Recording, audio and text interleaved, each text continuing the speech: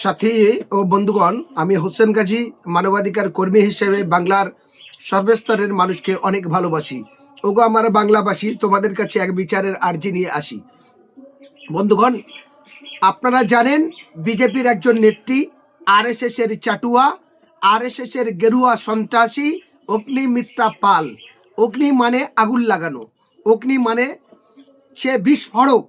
সেই অগ্নিমিত্রা একজন মহিলা, আরো হাজার মহিলাকে অপমানিত করছে। তিনি একজন শিক্ষিত মানুষে অশিক্ষিতর মতো বর্বের মতো মন্তব্য করছে। যেমন করেছিল অসীম সরকার, তেমন করছে অগ্নিমিত্রা পাল। তিনি নাকি আইনজীবী, আইনের অ বোঝে না, আ বোঝে না। তিনি নাকি একজন ল মেকার। তাহলে তার অপদার্থর মতো কথা কেন?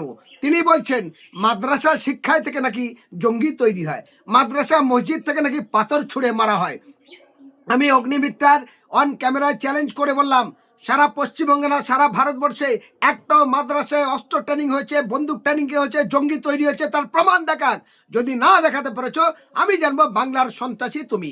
বাংলার প্রত্যেকটা জাতি ধর্ম বর্ণ নির্বিশেষে সব মানুষের করজোরে অনুরোধ করব, যারা আমার শান্ত বাংলাকে অশান্ত করার চক্রান্ত করছে, যারা এই সম্প্রীতির বাংলা, ঐতিহাসিক বাংলা, যে স্বাধীনতার রাস্তা দেখেছে, যে বাংলার লড়াই সংগ্রামের মধ্যে সারা বিশ্বের কাছে মন জয় করেছে, সেই বাংলাকে কলঙ্কিত করছে ওই অসীম সরকারের মতো কিছু অপদার্থ, শুভেন্দু অধিকারীর মতো কিছু অপদার্থ, অগ্নিমিত্রা পালের মতো কিছু অপদার্থ।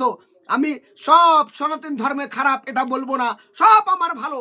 তারা সনাতনী মানে সোনার মতো সুন্দর, সম্প্রীতির মতো, কিন্তু কিছু কলঙ্ক আছে।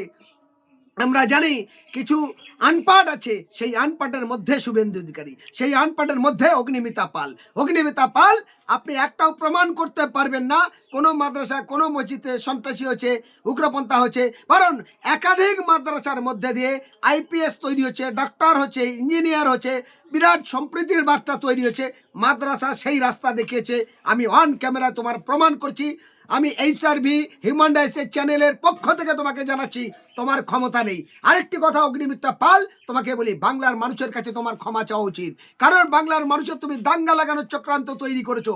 আরো একটি কথা বলি, তুমি যে সংগঠন করো, যে চাটার গেরুয়া ড্রেস পরো, সেই চাটা গেরুয়ার মধ্যে দিয়ে অসংখ্য মা বোনেদের মন্দিরে ধর্ষণ করেছে।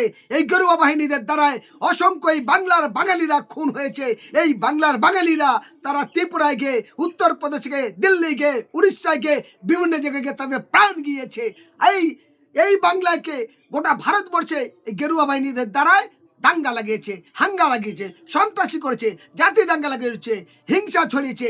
ক্যান্সার থেকে ভয়ঙ্কর রোগ হলো তোমরা চাটুয়া হিংসাকারী। ফলে তোমাদের থেকে বাংলার মানুষ শিখবে না। তোমাদের এই বাংলায় তোমাদের 16টা MP, আগে ছিল তোমাদের 19টা MP, 77টা MLA, 3জন কেন্দ্রীয় মন্ত্রী। বাংলার জন্য কি করেছো? বাংলায় দাঙ্গা লাগিয়েছো, বাংলায় দাঙ্গা লাগিয়েছো, বাংলায় সন্ত্রাসী করেছো, বেলডাঙ্গায় করেছো, মহেশতলায় করেছো, মুর্শিদাবাদ করেছো, মালদায় করেছো, সারা পশ্চিমবঙ্গে সারা ভারতবর্ষেই করছো। ফলে তোমাদের মতো অসভ্যর মানুষের জন্য বাংলার মানুষের কাছে বলবো, ঐক্যবদ্ধভাবে এই অগ্নিমিত্রা পাল, শুভেন্দু অধিকারী, সুকান্ত মজুমদার, এই অসভ্য বর্বদের জন্য জুতোর মালা রেডি করুন, ঝাঁটার মালা রেডি করুন, এদের গলায় পরিয়ে দিন। কারণ আপনার আমার মধ্যে বিভাজন তৈরি করছে। আমি আশা করব 2026 এদের যোগ্য জবাব দিয়ে শূন্য হাতে দিল্লি পাঠিয়ে দেবে। এই গুজরাটিদের দালালি করছে, এই মারোয়ারিদের দালালি করছে, এই গুজরাটি গদিয়াদের দালালির জন্য জুতোর বাড়ি মেরে বাংলা ছাড়া করবে 24 নির্বাচনে। এই আবেদন আমি হোসেন গাজী একজন মানবাধিকার কর্মী হিসাবে গোটা বাংলার মানুষের কাছে রাখলাম। আশা করি সবার সহযোগিতা পাবো।